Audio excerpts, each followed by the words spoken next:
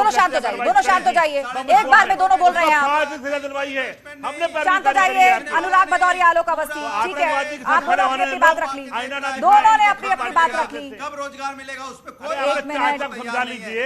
अनुराग भदौरिया, चचा और चाचा दोनों नाराज हैं आपसे। समस्या की बात है। अरे चचा और चाचा दोनों नाराज हैं आपसे। उस बात का जवाब नहीं देंगे अनुराग भदौरिया, उस बात का जवाब नहीं देंगे अनुराग भदौरिया, क्योंकि इस वक्त इनको जनता से जुड़े मुद्दे याद आएंगे। भदौरिया बोलता तो आप चिल्लाने लगती। नहीं नहीं, आप जनता से जुड़े मुद्दे उठाने की बात करते हैं, लेकिन आजम और ओपी राजभर की नसीहत का जवाब महंगाई बेरोजगारी कैसे हो सकता है? ठीक है, आप दोनों हमारे साथ बने रहेंगे। दीपक मिश्रा की बात भी कहां मानते हैं ये? ठीक है आलोक जी, ठीक है, मैं फिर से लौटूंगी आपके पास। दीपक मिश्रा हमारे साथ हैं, पीएसपीएल के प्रवक्ता।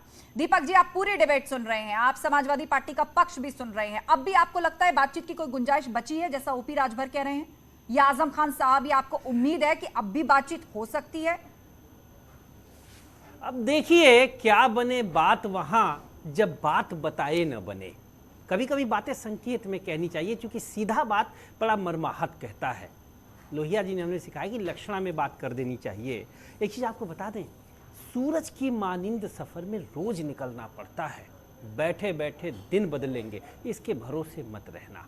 तो हमें सूरज की तरह तपना पड़ेगा अगर अंधेरों से लड़ना है। तो ये सारे जो अंधियारे की बात कर रहे हैं, बेरोजगारी, आर्थिक विषमता, ये तमाम चीज़ों, तो उसके लिए संघर्ष करना पड़ेगा, जनता की आवाज़ बननी पड़ेगी। कौन क्या कह रहा है इससे ज़्यादा मायने ये रखता है कि सड़क पर उतरकर पसीना बहाते हुए उसका उत्तर दे दिया जाए।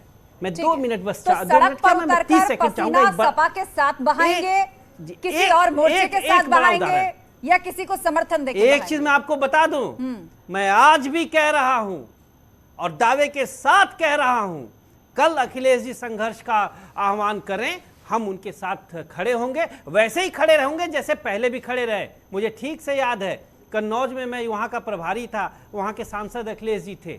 डेरा डालो घेरा डालो अभियान हम लोगों ने शुरू किया था। वो आए रात में कहे मुझे जाना चाहिए, हमने कहा हाथ पकड़ा, कहा नहीं हम लोग यहीं बैठेंगे, और 4 दिन लगातार बैठे। उसका परिणाम क्या हुआ?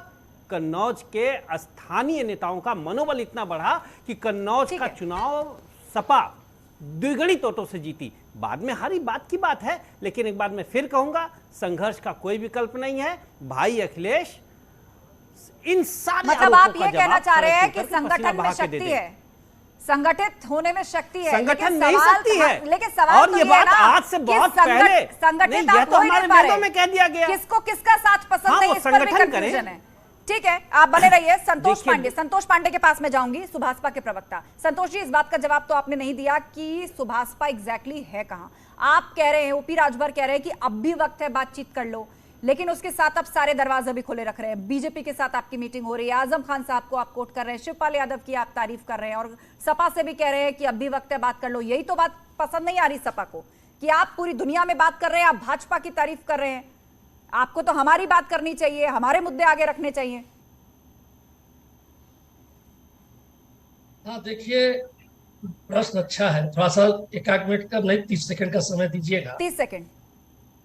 देखिए, आजम खान जो कह रहे हैं, जो शिवपाल जी कह रहे हैं, या जो समाजवादी पार्टी के अन्य नेता कह रहे हैं, हमने यही बात कहा कि देखिए हमारी बातों का उन्होंने समर्थन किया है, या जो हमारे बात का आशय है कि हमको सड़क पे संघर्ष करना होगा, गांव में जाकर जो समस्याएं उनको बताना होगा, इसका समर्थन ये लोग कर रहे हैं। रही बात कि हम बात कर रहे हैं भारतीय जनता पार्टी से, हम बात कर रहे हैं इनसे, हम बात कर रहे हैं उनसे, ये तो आपने देखा कि जब हम भारतीय जनता पार्टी के साथ थे तब भी हमारी सबसे वार्ता होती थी, जब उनको छोड़े तब भी भारतीय जनता पार्टी के नेताओं से बात होती थी। इवन चुनाव के दौरान भले ही हम समाजवादी पार्टी गठबंधन में काम करते थे, हम लोग चलते थे, लेकिन बातचीत हमारी सबसे होती थी। अब रही बात कि अब आज चूंकि इशू एक बन गया, हमारे जो सुझाव थे वो हमारे समाजवादी पार्टी के राष्ट्रीय अध्यक्ष जी को अच्छा नहीं लगा, उन्होंने कहा मुझे सुझाव नहीं चाहिए। ठीक है, उनका विषय हो सकता है, लेकिन हमको चिंता है कि अगर इस गठबंधन में हम हैं और हम हार रहे हैं चुनाव, तो कहीं न कहीं कमी है, इसका चिंतन होना चाहिए। और जब चिंतन होता है तो स्वाभाविक रूप से अन्य जितने बिंदु निकलते हैं उसमें ये बिंदु भी आ जाती है कि अखिलेश जी नहीं आए, ग्राउंड लेवल पे ये नहीं आए, उसके पीछे लेकिन कारण ये क्या ये था? हर ये तरफ ऑप्शन मैं ओपन बता रहा हूं। रखने वाली जो बात सुभाषपा की है ना, ये कहीं ना कहीं आपको पलटू की छवि भी देता है। नहीं, देखिए, विशेषज्ञ इसमें दिक्कत ऐसे क्या इसको है? एनालाइज कर रहे हैं कि देखिए, जहां आपको मलाई बता वहीं दें। ओपी राजभर। हाँ, बहुत अच्छी बात आपने कहा। मैं एक चीज जानना चाहता हूँ, थोड़ा सा राजनीति से हट के बात करना चाहता हूँ। मलाई की परिभाषा पहले हो जानी चाहिए। ये गुप्ता जी हमसे कई बार टकरा रहे हैं एनालिसिस के रूप में। मैं अभी उनके पास जा रही हूँ, 10 सुनिए, सेकंड 10 नहीं, सेकंड। मैं बता रहा हूँ, बड़ी समस्या है कि पॉलिटिकल एनालिसिस जो होते हैं उनको थोड़ा साफ सुथरा और सही एनालिसिस करना चाहिए। हम का अगर चर्चा शुरू करें कि यही अगर पत्रकार हैं तो कट चैनल बदले हैं, काहे इनको मलाई हर चैनल पर मिलता है क्या? इसका जवाब देंगे? अच्छा, ठीक है, संतोष जी। एनालिसिस होता है, हम आज इनके साथ है, कल उनके साथ जा सकते हैं। इसमें मलाई सब कहां से आ गया? देखिए, मतलब मलाई राजनीतिक कहां पार्टी काट एक रहे हैं? राजनीतिक आप लोग विचारधारा को चैनल- साथ लेके चलती है। बस, संघर्ष तो के दिन हो विचारधारा- या मैं सत्ता के बता दिन रहा हो, हूं। साथ तो बने सुनिए, रहती है। नहीं, वो नहीं, पॉलिटिकल सुनिए। एनालिस्ट है, नहीं, वो नहीं, अपने नहीं, विचार नहीं। रखने के लिए स्वतंत्र है। आप प्लीज पर्सनल मत होइए। मनीष गुप्ता को मैं नहीं। लेकर आना चाहूंगी। हाँ, मनीष तो जी, ये सुनिए बताइए, पहले। अपने नहीं, हो गए सुनिए, पराए, उत्तर ले लीजिए। ये कहना भी उत्तर ठीक है। ले एक मिनट संतोष जी, मनीष गुप्ता हमारे बीच में है, क्योंकि मुझे अब डिबेट क्लोज करनी है 3 मिनट के अंदर। मनीष गुप्ता जी बताइए, अपने हुए पराए ये कह देना अभी ठीक है या अब भी गुंजाइश बाकी है? नहीं, मैं समझता हूं कि अपने हुए पराई ये बात आपकी हो चुकी है और दोनों तरफ से हो चुकी है। दोनों ही नहीं, तीनों तरफ से हो चुकी है। ओम प्रकाश राजभर साहब की तरफ से भी हो चुकी है, भाजपा की तरफ से भी हो चुकी है और समाजवादी पार्टी की तरफ से भी हो चुकी है। अब तो बस ये चल रहा है कि ये ठीकरा फोड़ेगा कौन, बटन दबाएगा कौन। अब जो बात पूछ रहे थे अभी सुभाषपा के प्रवक्ता जी कि मलाईदार क्या होती है, मैं समझा देता हूं। मलाईदार ये होती है, मलाईदार ये होती है, आपको दुख दर्द इस बात का है कि समाजवादी पार्टी ने स्वामी प्रसाद मौर्य को विधान परिषद की टिकट दे दी, आपको नहीं दी। आपको वो मलाई थी। आपने जयंत चौधरी को राज्यसभा की टिकट मिल गई, आपकी पार्टी को एक विधान परिषद आप मांग रहे थे, नहीं मिली, ये मलाई थी। आप चाहते हैं कि अगर जब आप मंत्री बने तो आपको बड़ा मंत्रालय मिले जिसमें ज्यादा काम करने का मौका मिले, ज्यादा बड़े ठेके हो, हजारों करोड़ की बात हो, वो मलाई होती है। और जो मंत्रालय जिसमें गरीबों का विकास होगा, नगर विकास मंत्रालय और ग्रामीण विकास मंत्रालय, आप कौन सा लेना चाहेंगे? नगर विकास मंत्रालय। क्यों? क्योंकि यह मलाई है। मलाई उसी दूध का संगठित हिस्सा होता है जिसका मायना आप अच्छे समझते हैं। आप कहो तो यही खोल के और समझाऊं? ठीक है। और जाते जाते आलोक अवस्थी जी, आपसे टिप्पणी चाहेंगे कि ये जो उत्तर प्रदेश की राजनीति, ठीक है मनीष जी, ठीक है। Alok Awasthi ji, closing remark, closing comment आपके कि उत्तर प्रदेश की राजनीति में जो ये फिलहाल स्थिति उत्पन्न हुई है, समीकरणों की जो स्थिति उत्पन्न हुई है, आपको लग रहा है कि यदि समाजवादी पार्टी से असंतोष नेताओं और गठबंधन दलों का ऐसा बढ़ा तो पूर्वांचल और पश्चिमी उत्तर प्रदेश की राजनीति के लिए कोई ना कोई एक मजबूत मोर्चा बनके अलग से तैयार खड़ा हो जाएगा?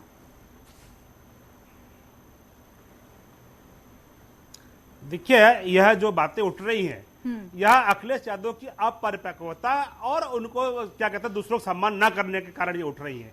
उनको एक मौका मिला था, वो प्रदेश के मुख्यमंत्री बने थे, लेकिन उन्होंने जो कर्म किए उसकी वजह से उनका पूरे पार्टी का सत्यानाश हो गया है। आज योगी आदित्यनाथ जी को भी एक मौका मिला 5 साल के लिए, इसके पहले वो मुख्यमंत्री नहीं थे, लेकिन उन्होंने जो अपने काम किए वो एक जैसे 12 बजे का सूर्य होता है, नहीं, भाजपा के लिए 24 में चुनौती तो साबित नहीं होगा ना, ये असंतोष भाजपा के लिए चुनौती तो साबित नहीं होगा, ये आप हैंडल कर लेंगे इसे? शिवपाल यादव, आजम खान, ओपी राजभर, कहीं पे भी हमारे लिए कोई चुनौती साबित नहीं होगा, क्योंकि हम बराबर जनता के बीच में हैं, जनता के दुख सुख में हम काम आ रहे हैं। मुझे नहीं लगता है कि कोई और पार्टी चुनौती दे पाएगी, क्योंकि कोई भी पार्टी मेहनत नहीं करना चाहती है। पार्ट टाइम पॉलिटिशियन अभी सारे आ जाएंगे, चाहे प्रियंका वाड्रा आ जाएंगे, चाहे राहुल गांधी आ जाएंगे या अखिलेश आ जाएंगे, चुनाव से पहले आपको दिख जाएंगे। तो बिल्कुल आप पूरी तरीके से कॉन्फिडेंट है कि भाजपा मजबूत स्थिति में खड़ी है और 2024 में भी भाजपा ही लोकसभा चुनाव में अपनी जीत दर्ज करने जा रही है। विपक्ष अभी से बिखर रहा है, पार्टी के अंदर भी टूट हो रही है और गठबंधन दल भी एक एक करके चिटक रहे हैं। आप सभी मेहमानों का शुक्रिया इस चर्चा में शामिल होने के लिए। तो महाबहस में फिलहाल इतना ही।